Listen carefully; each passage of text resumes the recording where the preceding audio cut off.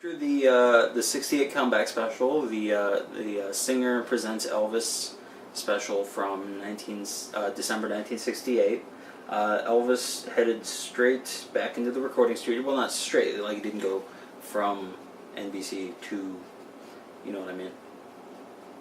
But he went straight to recording again. But there was a twist. He actually returned home to Memphis and actually started recording at American studios in Memphis with producer Chips Moman. This was a new thing for Elvis,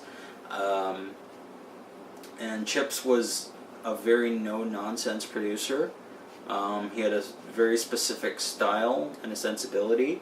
He was a songwriter, and that informed the way that he chose to produce the records that were recorded at American. And the result of that, the first result of that was an album called From Elvis in Memphis, and it's number 35 in the RCA Albums box set. And the cover obviously capitalizes on the '68 comeback special, because that's what that was what the big thing was that everyone would have seen. There we go.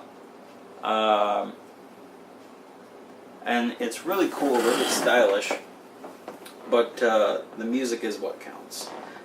In fact, they actually also have a little advertisement on the back promoting the '68 Comeback Special album.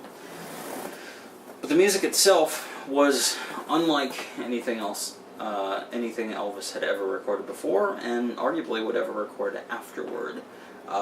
Chips challenged him in a way that no other producer, except maybe Sam Phillips, ever challenged Elvis. And I would argue that Sam didn't really challenge Elvis so much as gave him encouragement and the blank slate to lay out everything that he knew as far as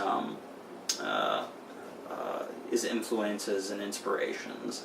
So whereas Sam would let Elvis go for hours and hours and hours doing ballads, just in hopes of getting a That's Alright Mama or a Good Rockin' Tonight or something like that, Chips pushed Elvis to do something that was modern at the time.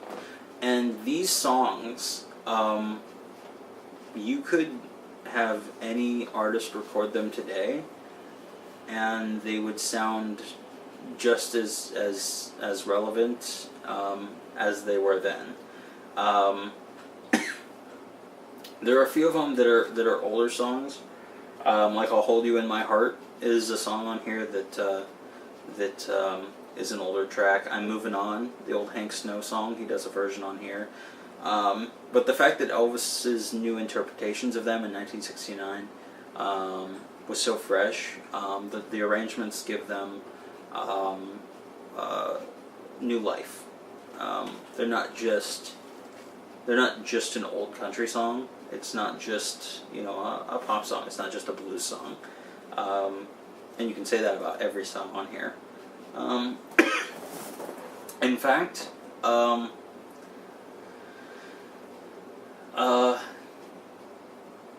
going to say,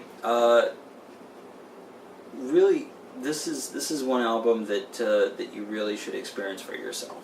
I don't want to spoil anything. There are obvious high marks. Everyone knows "In the Ghetto," which is the last song on the album, and there are a couple other standout songs that a lot of fans know.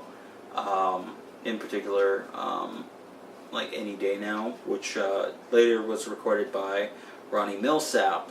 I believe in the '80s he had a kind of minor country hit with "Any Day Now." And Ronnie Milsap was actually present at some of these sessions and played piano on some of them. Fun fact. But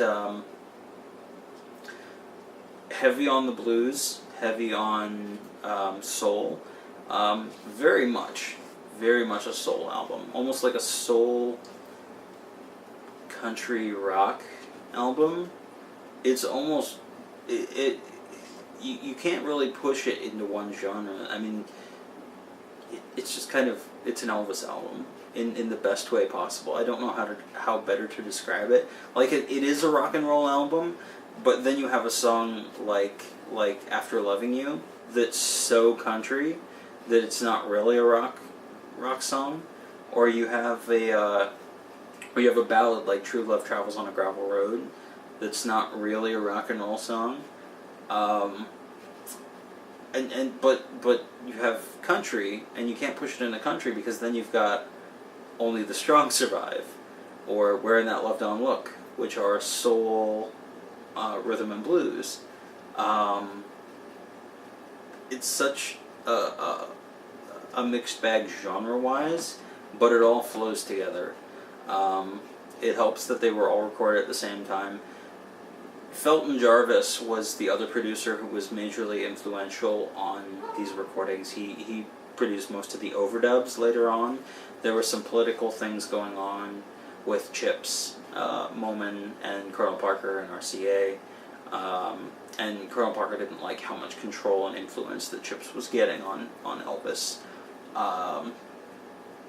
But this is if there's one album that's strictly like an Elvis album, it defies genre, this is probably the closest one you're gonna find, because it's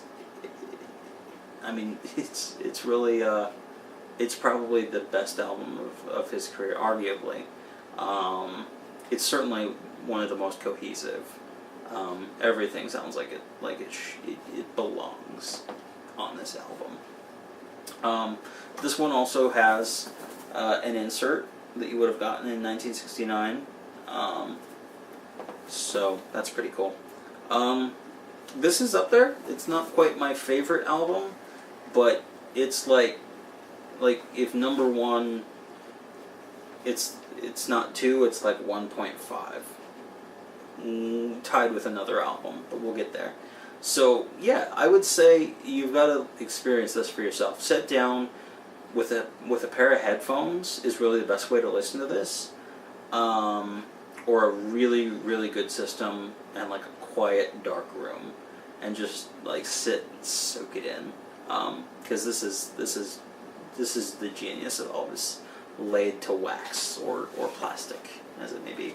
So, from Elvis in Memphis, check it out.